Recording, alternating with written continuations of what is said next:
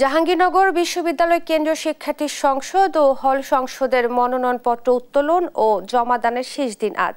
এ নিয়ে আরো জানাতে জাহাঙ্গীরনগর বিশ্ববিদ্যালয় থেকে সরাসরি যুক্ত হচ্ছেন সহকর্মী দেওয়ান ইমন। ইমন, মনোনয়নপত্র সংগ্রহ ও জমার শেষ দিনে শিক্ষার্থীদের মধ্যে আগ্রহ কেমন দেখছেন, জানাবেন বিস্তারিত। ইসরাত, আপনাকে ধন্যবাদ। আজকে কিন্তু জাহাঙ্গীরনগর বিশ্ববিদ্যালয়ের যে জাকসু নির্বাচন অনুষ্ঠিত হচ্ছে সেটি কিন্তু মনোনয়নপত্র সংগ্রহ করা এবং জমা দেওয়ার আজকে কিন্তু শেষ দিন। সে উপলক্ষে কিন্তু আমরা দেখেছি যে যারা শিক্ষার্থী রয়েছেন তাদের মধ্যে কিন্তু ব্যাপক উৎসাহ উদ্দীপনা রয়েছে। তবে সকাল থেকেই যারা নির্বাচন কমিশনের দায়িত্বে রয়েছেন তারা কিন্তু তাদের যে আজকের যে দিনের যে কর্মসূচি সেই অনুযায়ী কিন্তু তাদের কার্যক্রমগুলো তারা করছেন এবং দেখেছি যে আজকেই শুধুমাত্র কিন্তু 5 জন ইতিমধ্যে কিন্তু জমা দিয়েছেন এবং সংগ্রহ করেছেন আরো প্রায় 9 জন শিক্ষার্থী। তাদের কিন্তু যে জাকসু যে মনোনয়নপত্র সেটি কিন্তু তারা সংগ্রহ করেছেন এখান থেকে। এবং সকাল থেকে দেখছি যে এই যে জাকসুর যে অস্থায়ী কার্যালয় রয়েছে সেই কার্যালয়ে কিন্তু দেখছি যে ব্যাপক ব্যস্ততা সকলের মধ্যেই কিন্তু রয়েছে। এছাড়া কিন্তু আজকে কিন্তু যেহেতু শেষ দিন এই উপলক্ষে কিন্তু নির্বাচন কমিশন জাকসুর তারা কিন্তু একটি বিজ্ঞপ্তি দিয়েছেন যে আজকে বেলা 2টা পর্যন্ত কিন্তু এখান থেকে মনোনয়নপত্র সংগ্রহ করা যাবে এবং 4টার মধ্যে কিন্তু সকল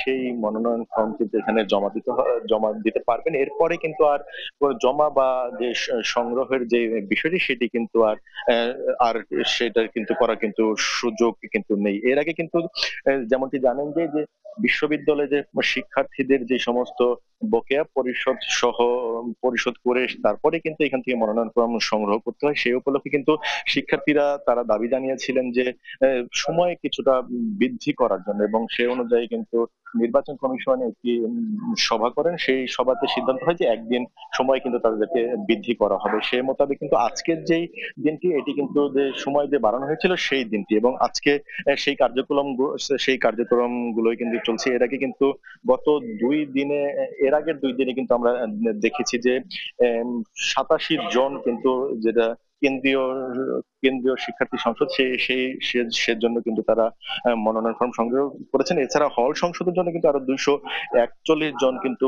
গত 2 দিনে কিন্তু মনোনয়ন ফর্ম সংগ্রহ করেছিলেন। সেটি নিয়ে 228 জন ছিল বিগত 2 দিনের মনোনয়ন ফর্ম সংগ্রহের এবং গত 2 দিনে জমা হয়েছিল 4 জন এবং আজকে সকাল থেকে আমরা দেখেছি যে 9 জন মনোনয়নপত্র সংগ্রহ করেছেন এবং জমা দিয়েছেন 5 জন এখন পর্যন্ত। এখন দেখতে পাচ্ছেন যে আমরা সরাসরি যে চিত্রটি দেখাচ্ছি যে আরো একজন কিন্তু মনোনয়ন ফর্ম সংগ্রহ করলেন। এই নিয়ে কিন্তু 10-এর ঘরে চলে গেল। আজকের দিনে এখন পর্যন্ত কিন্তু 10 জন মনোনয়ন ফর্ম সংগ্রহ করছেন।